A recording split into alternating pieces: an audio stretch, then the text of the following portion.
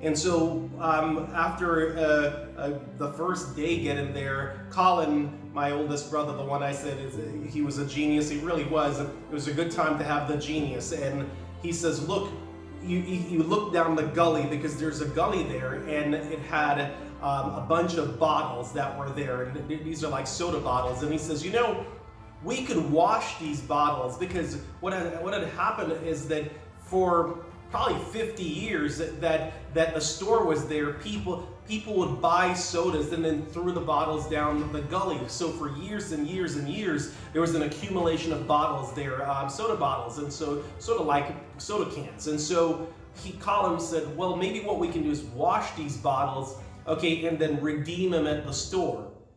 And so we started to wash them, we had to dig the bottles out of the dirt. I mean, because parts of it's like an artifact, and we were going through digging them out, making sure that they don't break. And we had to take dirt or gravel and shake it to shake out the dirt that was inside of it and wash it. And so we actually went, that's where 5 kids come in handy, and we had a little manufacturing plant going, and we got a whole bunch of bottles, and then we washed them and took our first round down to the local grocery store, and we traded that in to get some food.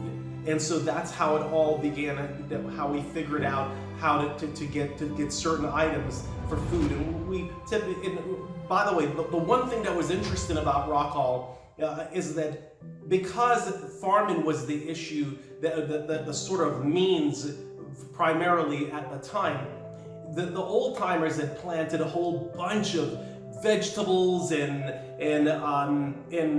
every different type of fruits you can think of, from grapefruit to oranges to limes to tangerines to a different type of apple that's called Otiiti apple, which is a famous apple in Jamaica, and plums and guava and tamarinds, bananas, and what's called dasheen, which are root crop vegetables. There are all sorts of food that was planted in abundance, and mango trees, you name it, avocado trees, they're all there on his property.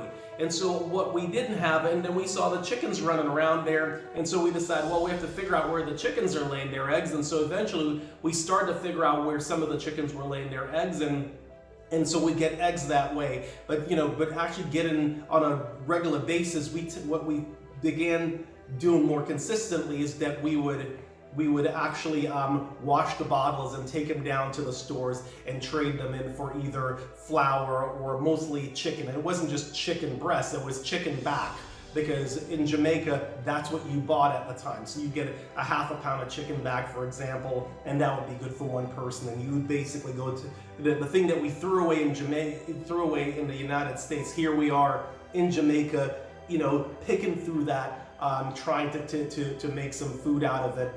Which would have given my mother a heart attack. So this went on for months in the meantime, and I'm not sure at what point my mom got word as to what was going on about it, but it was very obvious from this side, when being older now and talking to my mom, that she felt like there is no way for her to come back to Jamaica and be able to take care of 5 kids. Since she had been out of work for so long and been a stay-at-home mom, it would have been impossible to generate that kind of resource to take care of 5 kids. So she decided that she was going to stay in the United States and work to get us to the United States. On the opposite end of it, we stayed in Rock Hall, and over the next several months, my mom would start to send some money to Jamaica. But that took a while, and months going by with kids with no resources, that's problematic. And so we lived off the land, and we got ourselves a reputation because we're a bunch of city kids. And so the people in that neighborhood, they start to call us the bad breed Rosses. Rosses being my last name, Bruce Wayne Ross is my last name.